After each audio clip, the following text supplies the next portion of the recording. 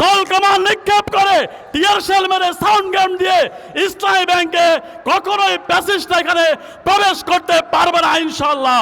গত বৃহস্পতিবারে শুধুমাত্র একদিনে আমরা 1 ঘন্টায় কর্মবিরতি দেওয়ার কারণে ব্যাংক থেকে গ্রাহকরা আতঙ্কিত হয়ে একদিনে 2000 কোটি টাকা ব্যাংক থেকে উত্তোলন করেছে। আজকে আমরা সকাল থেকে খবর পাচ্ছি সারা বাংলাদেশের সমস্ত শাখায় গ্রাহকরা আজকে আতঙ্কিত হয়ে টাকা তোলা এবং অ্যাকাউন্ট বন্ধ করার জন্য হুমড়ি খেয়ে পড়েছে। আমরা বুঝতে পারছি না একটি গণতান্ত্রিক সরকার কিভাবে একটি ব্যাংকে এভাবে ধ্বংস করে দেওয়ার জন্য দিনের আলোতে তারা এভাবে প্রকাশ্যে লুটেরাদেরকে সহযোগিতা করছে। আমরা এর তীব্র নিন্দা এবং প্রতিবাদ জানাই।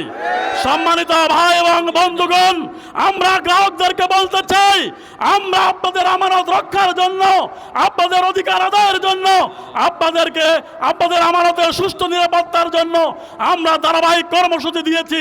যতদিন পর্যন্ত আপনাদের আমানত সুরক্ষিত না হবে ততদিন পর্যন্ত আমাদের এই কর্মসূচি থামবে না। সুতরাং আপনারা আতঙ্কিত হয়ে আপনাদের কাছে গ্রাহকদেরকে অনুরোধ করব, আপনারা টাকা তুলে নেবেন না। আমাদের সিদ্ধান্ত, আমাদের শরীরে রক্ত থাকা পর্যন্ত, জীবন থাকা পর্যন্ত পুলিশ দিয়ে জল কামান নিক্ষেপ করে টিয়ার শেল মেরে সাউন্ড গান দিয়ে ইসলামী ব্যাংকে কখনোই প্যাসিস্ট এখানে প্রবেশ করতে পারবে না ইনশাআল্লাহ। আপনারা দেখেছেন গত 1 সপ্তাহ ইসলামী ব্যাংকের চেয়ারম্যান ব্যাংকের টাওয়ারে ঢোকার মতো তার কোনো দুঃসাহস তার নেই। সুতরাং আমরা মনে করি তার পদত্যাগ এখন সময়ের ব্যাপার মাত্র। আমরা আশা করছি সরকারের শুভবুদ্ধির উদয় হবে, ব্যাংকে আর তলানির দিকে ঠেলে দিবেন না। অতি সত্বর গ্রাহকদের আস্থা ফিরিয়ে এনে গ্রাহকদেরকে আমরা বলবো যে আপনারা আতঙ্কিত হয়ে ইসলামী ব্যাংক থেকে অ্যাকাউন্ট আমানত কোনো কিছুই ক্লোজ করবেন না।